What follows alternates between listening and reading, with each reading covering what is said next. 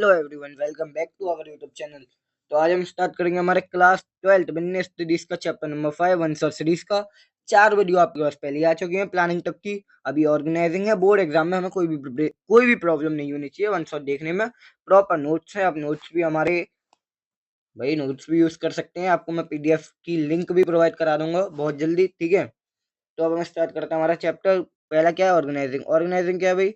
एक वह फंक्शन है जो जिससे क्या होता है, एक ऑर्गेनाइजेशनल स्ट्रक्चर तैयार करता है। क्या तैयार करता है सर? एक स्ट्रक्चर तैयार करता है। अब भाई ऑर्गेनाइजिंग के अंदर क्या होगा? एक स्ट्रक्चर तैयार होगा। अब उस स्ट्रक्चर के अंदर पता है क्या होगा? इसमें क्या होगा? लोगों के रोल्स होंगे भाई, किसकी क्या जिम्मेदारी है। लोगों की क्या होंगी भाई, किसकी क्या जिम्मेदारी है, उनकी स्किल्स के बेसिस पे उनकी रोल्स बताए जाएंगे। ठीक है। कितने हमें डिपार्टमेंट चाहिए भाई, इस काम को, इस ऑब्जेक्टिव को अचीव करने के लिए कितने डिपार्टमेंट की जरूरत है, वो भी हम पता लगेंगे। डिपार्टमेंट के बारे में पता है एक चीज और, कितने उसके अंदर सब department, authority, responsibility, relationship, employ, supervisor और हमारे सबऑर्डिनेट के बीच में। तो ये हो गया हमारा ऑर्गेनाइजिंग। ये हमारा सेकंड फंक्शन है, ये भी याद रखना है। उसके बाद में अब हम आते हैं इसके प्रोसेस की तरफ। तो ऑर्गेनाइजिंग के पता है कितने प्रोसेस है? 4। केवल केवल और केवल 4 हैं। बहुत ईजी है। पहला identification and division of work, यानी कि सिंपली सिंपली ये कह रहा है पहले आइडेंटिफाई करो किसका क्या क्या काम है और उसको लोगों के बीच में डिवाइड कर दो। सीधी बात है भाई, जो भी गोल हमें, जो भी ऑब्जेक्टिव अचीव करना है उसके लिए हमें क्या क्या काम करना है और उसको हम लोगों के बीच में क्या कर देंगे? डिवाइड कर देंगे।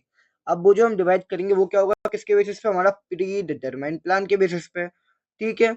और जो वर्क हमारा डिवाइड हो गया, अब उसमें क्या होगा? क्यों डिवाइड कर रहे हैं इसको?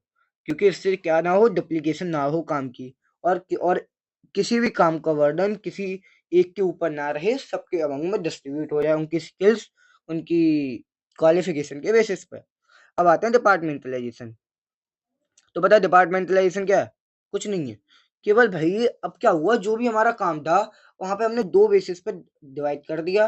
भाई पहला तो था कि भाई फंक्शन के बेसिस पे, पहला था हमारा फंक्शन के बेसिस पे, फंक्शन के बेसिस पे, और वो आगे ये डीप में है हमारा। और दूसरा डिविजनल के बेसिस पे, डिवीजन के बेसिस पे। तो अभी फंक्शन के बेसिस पे और डिवीजन के बेसिस पे क्या है, एक बार वो देखते हैं।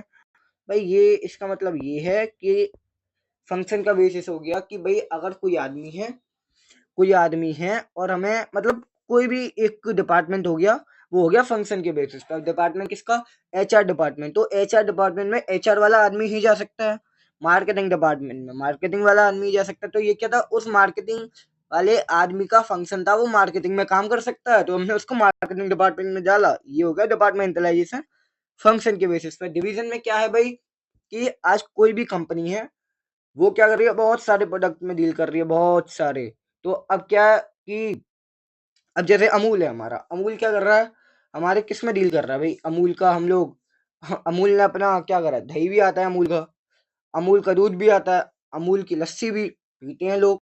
तो ये क्या होगा? ये अमूल क्या बहुत सारे प्रोडक्ट में डिवाइड है। तो उसके पास इतनी वेराइटीज है, इसलिए क्या करा उसने? हर वेराइटी के लिए अलग अलग डिपार्टमेंट कर दिया। यानी कि जो अमूल का दूध है उसके लिए मार्केटिंग डिपार्टमेंट दूसरा है, अमूल की जो लस्सी है उसके लिए दूसरा है, अमूल का जो दही है उसके लिए दूसरा डिपार्टमेंट है मार्केटिंग का ही। मतलब मार्केटिंग के ही कितने डिपार्टमेंट कर दी? ये हो गया division on the basis of product.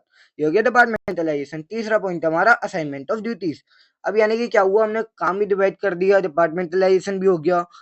अब क्या हुआ? ड्यूटीज क्या है भाई? किसकी क्या जॉब पोजीशन है, किसकी क्या जॉब पोजीशन है, यानी कि भाई कौन किसका सुपरवाइजर, कौन किसका सुपीरियर है और कौन किसका सबऑर्डिनेट है।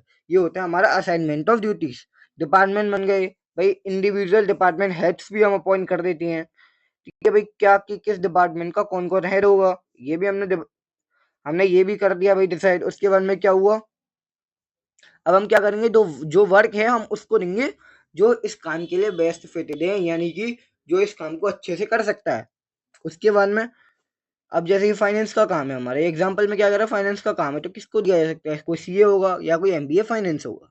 ये हो गया assignment of duties. Establishing reporting relationship, यानी कि एक रिपोर्टिंग रिलेशनशिप बिठाना लोगों के बीच में। भैया अगर आपको कोई प्रॉब्लम है तो आप इस ऊपर वाले को जाओगे, अगर इसको कोई प्रॉब्लम है तो उससे ऊपर वाले पे जाएगा। ये क्या होगा? उनके बीच में एक रिलेशनशिप एस्टेब्लिश करना। अब यहाँ पे क्या है? यहाँ पे हमारा एक प्रिंसिपल आ जाता है, प्रिंसिपल ऑफ स्केलर चेन। याद आ रहा है? स्केलर चेन वाला ही पॉइंट है, एस्टेब्लिशिंग रिपोर्टिंग रिलेशनशिप। तो हम बात करते हैं हमारी इंपॉर्टेंस कितनी है। तो हमारी इंपॉर्टेंस है यहाँ पे 7 इंपॉर्टेंस है हमारी। ठीक है, पहली इंपॉर्टेंस क्या है, बेनिफिट ऑफ स्पेशलाइजेशन, यानी कि अब भाई देखो एक बात बताओ कि हम ऑर्गेनाइजर में क्या कर रहे हैं भाई, काम को दे रहे हैं किसके, उनके स्किल्स यानी कि उनकी स्पेशलिटी के बेसिस पे। तो ये क्या हो गया, बेनिफिट ऑफ पहला भाई जो भी काम जा रहा है उनकी स्किल्स यानी उसकी उनकी स्पेशलाइजेशन के बेसिस पे जा रहा है। क्लैरिटी इन वर्किंग रिलेशनशिप, ठीक है, ये भी पॉइंट हमारा क्लियर है कि भाई एस्टेब्लिशिंग रिपोर्टिंग रिलेशनशिप, यानी कि भैया कौन किसका सुपीरियर है कौन किसका सबऑर्डिनेट है। ऑप्टिमम यूटिलाइजेशन ऑफ रिसोर्सेज, भाई जब हम हर चीज प्रॉपर डिपार्टमेंटलाइजेशन कर रहे हैं, यहाँ पे अब आगे इसके लिख सकते हैं इस वाले पॉइंट के आगे कि भैया हम किसकी बात कर रहे हैं यहाँ पे, डिपार्टमेंटलाइजेशन, डिपार्टमेंटलाइजेशन, ठीक है। तो डिपार्टमेंटलाइजेशन की हम बात कर रहे हैं कि भाई ऑप्टिमम यूटिलाइजेशन रिसोर्सेज होगा जो डिपार्टमेंटलाइजेशन होगा प्रॉपर। इफेक्टिव एडमिनिस्ट्रेशन, यानी कि क्या होगा, अब हमें क्या भाई क्लियर सबको सबकी जॉब्स पता है, ड्यूटीज पता है, तो क्या होगा, इससे क्या होगा, कंफ्यूजन नहीं होगा लोगों के बीच में और डुप्लीकेशन ऑफ वर्क नहीं होगा, इससे प्रॉपर एक एडमिनिस्ट्रेशन हमारा रन होगा। इसके बाद क्या, अडॉप्शन टू चेंज, यानी कि process of organising flexible, flexible which allow business enterprise to accommodate changes in the business environment. Organising क्या है, फ्लेक्सिबल, हम स्ट्रक्चर में चेंजेस कर सकते हैं। भाई लोगों की अगर स्किल्स में हमें कोई नया आदमी चाहिए तो आ रहा है, या फिर हम किसी को एक काम से दूसरे काम की तरफ भाई शिफ्ट कर रहे हैं, क्यों, उसको ट्रेनिंग प्रोवाइड करा के उस दूसरे काम के लिए, तो ये क्या हो गया, अडॉप्शन टू चेंज। अब क्या हो, डेवलपमेंट ऑफ पर्सनल, अब पर्सनल का मतलब क्या है कि यहाँ पे ट्रेनिंग प्रोवाइड कराना लोगों को, जो जिस काम में है उसको वहीं के ट्रेनिंग देना, एजुकेशन देना, उसी की नॉलेज करना, प्रमोशन करना, लोगों का ट्रांसफर करना, ये हो गया हमारा development of personal. Expansion and growth, अब क्या प्रॉपर भाई, प्रॉपर क्या हुआ, डिपार्टमेंटलाइजेशन है, रिपोर्टिंग रिलेशनशिप है, यानी इसके सारे फीचर्स हैं अगर, तो एक्सपेंशन एंड ग्रोथ तो भाई डेफिनेटली होगी होगी। अब क्या था, ऑर्गेनाइजेशनल स्ट्रक्चर, क्या है ऑर्गेनाइजेशनल स्ट्रक्चर, भाई ये क्या है, एक फ्रेमवर्क है। ऑर्गेनाइजेशनल स्ट्रक्चर एक क्या है, फ्रेमवर्क, जिसके अंदर क्या है भाई, मैनेजरियल एक्टिविटीज परफॉर्म हो रही है, मैनेजिंग एंड ऑपरेटिंग टास्क पर परफॉर्म। ये क्या है, रिलेशनशिप बताता है लोगों के बीच में, people work and resources in an organisation, यानी कि लोगों के बीच में, उनके काम के बीच में, और ऑर्गेनाइजेशन में जो रिसोर्सेस हैं उनके बीच में। Under the organisation structure where your post are created, मैंने आपको बताया था बहुत सारी भाई, बहुत सारी कौन से कितने डिपार्टमेंट के किसके क्या क्या रोल हैं, क्या क्या जॉब पोजीशन है, वो सब बनता ही है हमारा। तो ये हो गया हमारा organisation structure. Span of management का मतलब होता है कि भैया अगर एक आदमी है सुपीरियर, उसके नीचे कितने सबऑर्डिनेट काम करेंगे, यही होता है स्पेन ऑफ मैनेजमेंट। ये होता है हमारा स्पेन ऑफ मैनेजमेंट, यानी भैया एक सुपीरियर के अंदर कितने सबऑर्डिनेट काम करेंगे। फिर आ गया हमारा फंक्शनल स्ट्रक्चर, और फंक्शनल आ गया हमारा, तो फंक्शनल स्ट्रक्चर क्या कह रहा है भाई, activities of group in department are created on the basis of specific function, जो मैंने आपको बताया था भाई, स्पेसिफिक फंक्शन के बेसिस पर बनाए जाते हैं। All the job related to production और group under production department, sales वाले सेल्स डिपार्टमेंट के अंदर। ये हो गया हमारा मैनेज, ये हो गया हमारा फंक्शनल हो गया। तो ये जैसे यहाँ पे देख सकते हैं मैनेजिंग डायरेक्टर, तो उसने क्या ह्यूमन रिसोर्सेज का अलग बना दिया, मार्केटिंग का अलग बनाया, रिसर्च एंड डेवलपमेंट का अलग, परचेसिंग का अलग। तो इसके एडवांटेज क्या है, इसके एडवांटेजेस हो गए, सब पहला ये ऑक्यूपेशनल स्पेशलाइजेशन देता है, ठीक है, एफिशिएंसी लाएगा, यूटिलाइजेशन ऑफ रिसोर्सेज होगी, मैन पावर का वो रिसोर्सेज एक ही है, ठीक है। And promote control and coordination होगा, एक किसी डिपार्टमेंट में भी कंट्रोल एंड कोऑर्डिनेशन होगा proper. Increasing managerial and operational efficiency, efficiency बढ़ाएगा भाई लोगों की काम करने की, जब वो एक ही डिपार्टमेंट की स्किल से बेसिस पे अगर उनको वो करा जाएगा, तो it reduces duplication of work, काम का डुप्लीकेशन नहीं होगा जब डिपार्टमेंटलाइजेशन हो गया है। तो ट्रेनिंग में भी इजली है भाई, कि कोई दिक्कत नहीं आएगी, हमें पता है कि किस बंदे के लिए क्या जरूरत है, वो किस स्किल के लिए बना है, तो उसको उसी की ट्रेनिंग देना। Different function get due attention, इससे क्या होगा, हमारे जो और बाकी के फंक्शन है उनको भी अटेंशन मिलती रहेगी, इसके एडवांटेजेस। अब हम बात करते हैं इसके डिसएडवांटेजेस की तरफ। इसके डिसएडवांटेजेस क्या है, पहला इसका डिसएडवांटेज है भाई, अ फंक्शनल स्ट्रक्चर के more importance to the objective of functional है, यानी कि भाई ये क्या है, अपने ऑब्जेक्टिव की तरफ ध्यान देंगे भाई, ये क्या करेंगे, जो जो भी ऑब्जेक्टिव होगा इनके फंक्शनल हेड, यानी कि जो भी इनका हेड है उसका जो भी ऑब्जेक्टिव होगा, तो मेन फोकस क्या, अभी वो जो चाहेगा वो करवाना चाहेगा, सीधी बात है। तो इससे क्या हो सकता है, हमारा ऑर्गेनाइजेशनल गोल नेगलेक्ट हो सकता है, कोऑर्डिनेशन नहीं बन पाएगा डिपार्टमेंट के बीच में, बाकी जितने भी डिपार्टमेंट है। एक भाई एक और इसमें पॉइंट था, एक तो इनफ्लेक्सिबिलिटी है इसमें, ठीक है, एक तो इनफ्लेक्सिबिलिटी है, और एक पॉइंट और था इसमें, हमारा एक पॉइंट था वो, कि भाई यहाँ पे कोई भी रेस्पॉन्सिबल नहीं होगा, यहाँ पे हमें ये नहीं पता लगेगा कौन रेस्पॉन्सिबल है, ठीक है, ये होगा इसके डिसएडवांटेज। सूटेबिलिटी क्या है भाई, इसकी पहली सूटेबिलिटी है कि ये हमारा जहाँ पे high high degree of function specialisation requirement हो, वहीं पर हमारी इसकी सूटेबिलिटी है, पहली पॉइंट। और लार्ज ऑर्गेनाइज या फिर कोई लार्ज ऑर्गेनाइजेशन हो जो producing one line of product, यानी कि उस ऑर्गेनाइजेशन में जो वन लाइन ऑफ प्रोडक्ट में डील करे, वेराइटीज ना हो, ठीक है। ये हो गई हमारी इसकी disadvantages and suitability. Divisional organisation structure, division में क्या है भाई, dividing the whole enterprise according to major product to be manufactured, यानी कि अब ये क्या कह रहा है भाई, जो भी हम वेराइटीज में आदमी डील कर रहा है, जैसे कि मैनेजिंग डायरेक्टर था, इसने क्या करा, कॉस्मेटिक्स में garments, footwear, skin care, human resources, marketing, तो कॉस्मेटिक में मतलब इन सब में क्या करा भाई, इतनी सारी वैरायटीज में डील कर रहे थे, तो उसके लिए अलग से एक डिपार्टमेंट बनाए, सबके लिए अलग अलग डिपार्टमेंट बनेंगे। इसके एडवांटेजेस क्या है भाई, प्रोडक्ट स्पेशलाइजेशन, कि प्रोडक्ट की बेसिस पे fixation of responsibility and accountability, भाई हर एक आदमी का पता है, हमें अगर हेड है उसके तो हमें पता रहेगा कि कौन कौन अकाउंटेबल है, कौन रिस्पॉन्सिबल है। एक proper basis for assessing performance and result of division, एक प्रॉपर बेसिस है हम लोगों की परफॉर्मेंस वगैरह असेस करने के लिए। It facilitate expansion and growth, इससे क्या होगी, हमारी एक्सपेंशन एंड ग्रोथ भी होगी। तो ये तो हो गया हमारा इसके एडवांटेजेस। अब हम बात करते हैं इसके डिसएडवांटेजेस की तरफ। इसके डिसएडवांटेजेस है हमारे, इसका पहला डिसएडवांटेज है हमारा, कॉन्फ्लिक्ट में arise among different division on allocation of resources, यानी कि भाई लोगों के बीच में कॉन्फ्लिक्ट हो सकते हैं रिसोर्सेज एलोकेशन से रिलेटेड। दूसरा पॉइंट क्या, it may lead to increase in cost since there may be duplication of activities in different product division, भाई कॉस्ट भी बढ़ सकती है यहाँ पे, हो सकता है क्योंकि काम डुप्लीकेशन हो गया एक्टिविटीज का, तो कॉस्ट भी बढ़ेगी। और ये क्या करेगा, it provide manager with the authority supervise all the activity related to a particular division, ये करेगा मैनेजर को अथॉरिटी दे देगा उस पर्टिकुलर डिवीजन से रिलेटेड सारी की सारी एक्टिविटीज को सुपरवाइज करने का। तो ये हो गया हमारे इसके डिसएडवांटेजेस की सूटेबिलिटी क्या है, ये उसी ऑर्गेनाइजेशन में सुटेबल है जहाँ पे मल्टी प्रोडक्ट का प्रोडक्शन हो, और दूसरा क्या है, जहाँ पे and growing company which intend to add more line of product in future, या फिर जो लोग अपनी कंपनी में मोर लाइन ऑफ प्रोडक्ट में डील करना चाहते हैं उनके लिए। तो ये हो गया हमारे, ये डिविजनल हो गया। अब हम चलते हैं आगे हमारे नेक्स्ट पॉइंट की तरफ। ये इसके बीच में डिफरेंस है भाई, फॉर्मेशन फंक्शंस के बेसिस पे है, हमने ये सब पढ़े लिया है। तो इस टेबल का आप एक बार स्क्रीनशॉट ले लीजिए, जिससे कि क्या है कि एक टेबल के लिए आपको मतलब एक सहायता मिल जाएगी पेपर में, बाई चांस अगर डिफरेंस पूछ लेता है तो, ठीक है। तो उसके बाद में हम आगे चलते हैं, आगे है हमारा फॉर्मल और इनफॉर्मल ऑर्गेनाइजेशन। ये रहा हमारा फॉर्मल ऑर्गेनाइजेशन, ये है हमारा इनफॉर्मल, इनका डिफरेंस भी दिया हुआ है, तो इसकी आप तो मैं आपको इसकी तो टेबल प्रोवाइड करा दूंगा, ठीक है, वो आप स्क्रीनशॉट ले लीजिएगा। लेकिन अभी हम पहले इनको एडवांटेज वगैरह सब पढ़ते हैं इसका। फॉर्मल ऑर्गेनाइजेशन वो होता है जो कि क्या हुआ, मैनेजमेंट के द्वारा ही फॉर्म करा जाता है, मैनेजमेंट के द्वारा ही फॉर्म करा जाता है, यहाँ पे सबकी लिमिटेड अथॉरिटी और रिस्पॉन्सिबिलिटीज डिफाइन रहती हैं, ठीक है। यहाँ पे सिस्टमेटिक कोऑर्डिनेशन भी रहता है। ये हो गया हमारा फॉर्मल ऑर्गेनाइजेशन। अब इसके फीचर्स क्या है, ये क्लियरली डिफाइन करता है भाई line of authority and response, मतलब हर आदमी की अथॉरिटी और रिस्पॉन्सिबिलिटी डिफाइन करता है। इसका मेन मोटिव क्या है, टू अचीव द, इसका पता है मेन मोटिव क्या होता है, to achieve the organisational objective.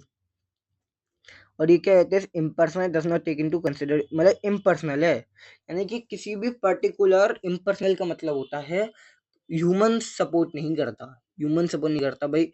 अगर किसी आदमी की इच्छा है तो वो सपोर्ट नहीं करता, वो अगर यहाँ पे हम सोचें सोशल हो जाए, ये सोशल नहीं है, ये ऑर्गेनाइजेशनल ऑब्जेक्टिव की तरफ ही ध्यान देगा, इसलिए इम्पर्सनल है। It is design by the top management, top management के द्वारा डिजाइन होता है।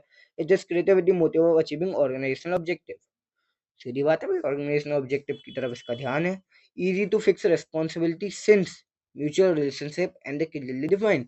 एडवांटेज क्या है पहले इसका, हम इजीली रिस्पॉन्सिबिलिटी फिक्स कर सकते हैं क्योंकि म्यूचुअल रिलेशनशिप हमें पता रहती है। अवॉइडिंग डुप्लीकेशन ऑफ वर्क नहीं होता है यहाँ पे। यूनिटी ऑफ कमांड भी होती है इसमें प्रॉपर, और गोल्स का अकम्प्लिशमेंट होता है प्रॉपर, और स्टेबिलिटी आती है ऑर्गेनाइजेशन में। इसके डिसएडवांटेज क्या है, इसमें काम में डिले हो सकता है क्योंकि फॉर्मल है तो वही वो चेन को फॉलो करेगा। रिजिड पॉलिसीज होती हैं, इससे क्या होगा, क्रिएटिविटी नहीं होती। और more emphasis on structure and work than on human relationship, यानी इसका ही मतलब होता है इम्पर्सनल। इसका ही मतलब होता है इम्पर्सनल। ठीक है, तो ये हो गया हमारा features, advantage, disadvantage of formal. अब हम आगे चलते हैं हमारे इनफॉर्मल की तरफ। इनफॉर्मल क्या है? Informal interaction among the people at work. मतलब अब क्या है, देखो इनफॉर्मल को सीधा सीधा एक शब्द में समझ लो भाई, जो फॉर्मल मैनर में ना हो। अभी वो कैसे होगा, देखो अब क्या हुआ, ये दो जने थे, एक एक था एक्स और एक था वाई। ये दोनों अलग अलग पोजीशंस पे काम कर रहे थे, इनके बीच में क्या हुआ, दोस्ती बन गई। ये हो गया इनफॉर्मल। मतलब आप लोग काम कर रहे हो, लेकिन आप जिस भी ऑर्गेनाइजेशन में काम कर रहे हो वहां पे क्या हुआ, आपकी उस बंदे से दोस्ती हो गई, वो कलीग से आपकी दोस्ती हो गई। तो आपकी जब दोस्ती हो गई, इसका मतलब क्या हुआ, ये बन गया आपका इनफॉर्मल। अब आप उससे क्या, अब आपको कोई बात कहनी है इससे, अरे भाई आपको कोई कंप्लेन है या मेरी सैलरी बढ़ जाए, तो आप उससे डायरेक्ट पहुंच सकते हो फिर टॉप मैनेजमेंट के पास, अगर आपकी दोस्ती हो रही है तो। ये हो गया हमारा इनफॉर्मल। अब इसके फीचर क्या है भाई, it originate from the personal interaction of employees. भाई लोगों के पर्सनल इंटरेक्शन से बनता है ये। और इसके जो standard of behaviour evolve from group norms, यानी कि जो लोगों के बिहेवियर का पैटर्न है, जो उनके नॉर्म्स, जो नॉर्म्स है किसके, ग्रुप जो है, सोशल ग्रुप जो है, वो उसके बेसिस पर वो लोग अपना बिहेव करते हैं। यहाँ पे फिक्स चैनल ऑफ कम्युनिकेशन, कोई फिक्स चैनल नहीं है कम्युनिकेशन का। भाई एक तो ये था कि हमारे पास प्रॉपर हायरार्की होती, वो है नहीं यहाँ पे। It emerges spontaneously and not creativity, management के द्वारा क्रिएट नहीं होता। It is a complex network of social relationship among member, यानी कि एक कॉम्प्लेक्स नेटवर्क है किसका, सोशल रिलेशनशिप का। किसके बीच में भाई, जो लोग काम कर रहे हैं एम्प्लॉयज के बीच में। इसके फीचर्स हो गए हमारे, एडवांटेज क्या है, इसकी लिमिटेशंस क्या है। एडवांटेजेस का, एक तो फास्टेस्ट स्प्रेड ऑफ इंफॉर्मेशन, भाई इंफॉर्मेशन जल्दी से जाएगी। Job satisfaction in the sense of belongingness in the organisation, इससे क्या होगा, जॉब सेटिस्फेक्शन होगा, और सेंस ऑफ बिलोंगिंगनेस यानी पर्सनल हो गया ये। ठीक है, and it provide quick solution to the problem, यानी प्रॉब्लम को क्या होगा, एक सॉल्यूशन मिल पाएगा जल्दी से जल्दी, जब सब लोग आपस में मिलकर काम करेंगे तो। लिमिटेशन क्या है, र्यूमर्स जल्दी फैलेंगी। It resist change and lays stress on adopting the old technique, यानी कि एक तो र्यूमर्स फैलेंगी, ठीक है, और दूसरा पॉइंट क्या कह रहा है, इट रेजिस्ट चेंज। एक तो क्या होगा भाई, चेंजेस नहीं आ पाएगा, लोग क्या करेंगे, ओल्ड टेक्निक्स को फॉलो करेंगे। Member of group may give more priority to group interest over the organise. इसमें क्या होगा, सब लोग अपने सोशल इंटरेस्ट की तरफ ध्यान देंगे, ऑर्गेनाइजेशनल ऑब्जेक्टिव हमारा नेग्लेक्ट किया जाएगा। ये इसकी टेबल है, इसका आप स्क्रीनशॉट ले लीजिए एक बार। तो थैंक यू, हमारा अभी तक ये तो हो गया, अब आगे चलते हैं। डेलीगेशन क्या है, delegation authority means the granting of authority to subordinate, यानी कि जो हमारी, ये क्या है, डाउनवर्ड ट्रांसफर है किसका, डाउनवर्ड ट्रांसफर है किसका, अथॉरिटी का। जब हमारी अथॉरिटी सुपीरियर सबऑर्डिनेट को देता है किसी भी काम को करने के लिए, तो वो हो गया हमारा डेलीगेशन, यानी पासिंग डाउन ऑफ अथॉरिटी। इसके एलिमेंट क्या, authority, responsibility and accountability. Authority क्या है भाई, the right to take decision, ये भी हमारी जाती है। रिस्पॉन्सिबिलिटी क्या है, ऑब्लिगेशन, यानी कि जिम्मेदारी। रिस्पॉन्सिबिलिटी हो गई जिम्मेदारी। और अकाउंटेबिलिटी क्या है, यानी कि आप उत्तरदायी हो, आप रिस्पॉन्सिबल, आपको जवाब देना पड़ेगा। तो भाई अथॉरिटी पास हो सकती है, रिस्पॉन्सिबिलिटी जा सकती है, क्या अकाउंटेबिलिटी जा सकती है, क्या नहीं जा सकती यार। अकाउंटेबिलिटी कैसे, अब कोई मैनेजर है, सबऑर्डिनेट को काम दे दे और सबऑर्डिनेट बोले भाई कि सबऑर्डिनेट किसी काम को बिगाड़ दे, तो जो मैनेजर है वो टॉप लेवल के लिए अकाउंटेबल है। उस चाहे वो बिगाड़ देगा काम, काम भले ही छोटी लेवल के ने बिगाड़ा, लेकिन हमने जो टॉप लेवल है वो कहेगा कि हमने तो काम आपको दिया था सर, आप बताइए ये काम क्यों नहीं हुआ। ये हो गया अकाउंटेबिलिटी। ठीक है, डिफरेंस क्या है इनका, एक डिफरेंस पढ़ते हैं अब इसका अच्छे से। एक क्या है भाई, अथॉरिटी में राइट टू कमांड, इसका मतलब है, इसका मतलब ऑब्लिगेशन है जिम्मेदारी, आंसरेबल अकाउंटेबिलिटी। ऑरिजिन क्या है, ये फॉर्मल पोजीशन से आता है, ये डेलीगेटेड अथॉरिटी से आती है। रिस्पॉन्सिबिलिटी जब हमारी अथॉरिटी गई तो थोड़ी बहुत रिस्पॉन्सिबिलिटी भी होगी आपकी, और अकाउंटेबिलिटी आती है हमारी, मतलब कि अथॉरिटी आई फॉर्मल से, ठीक है। अथॉरिटी से देखो, अथॉरिटी से आया क्या, रिस्पॉन्सिबिलिटी, रिस्पॉन्सिबिलिटी से आया क्या, अकाउंटेबिलिटी, ठीक है। डेलीगेशन, क्या ये डेलीगेशन मतलब पास होना, तो अथॉरिटी हाँ हो सकती है। Responsibility can not be entirely, मतलब फुली तरीके से हम इसको डेलीगेट नहीं कर सकते, और ये अकाउंटेबिलिटी तो हो ही नहीं सकती। इसका क्या है, डाउनवर्ड फ्लो होता है। इसका क्या, अपर फ्लो होता है भाई, डाउनवर्ड यानी अथॉरिटी ऊपर वाला नीचे वाले को, रिस्पॉन्सिबिलिटी क्या है, आप जैसे जैसे बढ़ेंगे भाई, रिस्पॉन्सिबिलिटी क्या है, हमने क्या था इसमें पहला point, can not be entirely delegated, अब एंटायरली नहीं हो सकता, अपर फ्लो ही होगा इसका सबऑर्डिनेट से सुपीरियर को। मेन रिस्पॉन्सिबल कौन है, भाई सुपीरियर, और इसका भी अपर फ्लो ही होता है, ठीक है। इसका भी स्क्रीनशॉट ले लीजिए आप। उसके बाद में हम आगे चलते हैं, हमारे इंपॉर्टेंस क्या है डेलीगेशन की। तो डेलीगेशन की हमारी 5 इंपॉर्टेंस है। पहली क्या है, रिडक्शन ऑफ एग्जीक्यूटिव वर्कलोड, भाई काम कम हो जाएगा जब हम पास कर देंगे अथॉरिटी रिस्पॉन्सिबिलिटी, एम्प्लॉय का डेवलपमेंट होगा, उनको काम करने को मिलेगा, तो क्विक एंड बेटर डिसीजंस होंगे। हाई मोरल ऑफ सबऑर्डिनेट, भाई सबऑर्डिनेट का मोरल भी इंक्रीज होगा, और बेटर कोऑर्डिनेशन होगा लोगों के बीच में, बेटर कोऑर्डिनेशन होगा, भी अथॉरिटी मिल रही है आपको, ठीक है, तो आपको रिस्पॉन्सिबिलिटी मिल रही है, तो लोगों के अंदर क्या मोटिवेट होंगे, तो कोऑर्डिनेट भी अच्छे से करेंगे। डिसेंट्रलाइजेशन क्या है, systematic efforts to delegate to the lowers level, यानी कि नीचे से नीचे लेवल तक, नीचे से नीचे लेवल तक भी अथॉरिटी को देना होता है decentralisation. Delegation of authority throughout all the level of the organisation, भाई इसमें तो क्या था, देखो एक मैनेजर था, उसके नीचे एक बंदा काम कर रहा था, उसके नीचे भी एक बंदा काम कर रहा था, तो ये इसने क्या, इसने इसको दिया। अब हो सकता है ये यहाँ पे अपने तक ही रखे अथॉरिटी को, और नीचे पास ना करे, ये हो गया डेलीगेशन। लेकिन अगर भाई डेलीगेशन होगा और इसने फिर अगर नीचे दे दिया, तो डेलीगेशन होगा तो डिसेंट्रलाइजेशन तो अपने आप होना ही होना है। डेलीगेशन होगा तो डिसेंट्रलाइजेशन तो होगा ही होगा, लेकिन डिसेंट्रलाइजेशन यहाँ पर रुक सकता है, डेलीगेशन यहाँ पर रुक सकता है, लेकिन डिसेंट्रलाइजेशन लास्ट लेवल तक भी होता है। ये हो गया हमारा डिसेंट्रलाइजेशन। इसकी इंपॉर्टेंस क्या, इनिशिएटिव भाई सबऑर्डिनेट के बीच में, मैनेजरियल टैलेंट उनका डेवलप होगा, डिसीजन मेकिंग अच्छी होगी, टॉप लेवल मैनेजमेंट को रिलीफ मिलेगा और ग्रोथ होगी। फिर क्या भाई, बेटर एक तो ग्रोथ होगी और बेटर कंट्रोल होगा। डेलीगेशन और इसके बीच में डिफरेंस है, ठीक है। और यहाँ पे हमारा चैप्टर खत्म है। इस लास्ट टेबल को हम पढ़ लेते हैं, क्या कह रहा है ये, कि भाई नेचर क्या है, it is a compulsory, delegation compulsory है, डिसेंट्रलाइजेशन ऑप्शनल है, यानी कि डेलीगेशन होगा तो डिसेंट्रलाइजेशन तो होना ही होना है। Freedom of action, less freedom होती है डेलीगेशन में, less freedom to take decision due to more control by superior.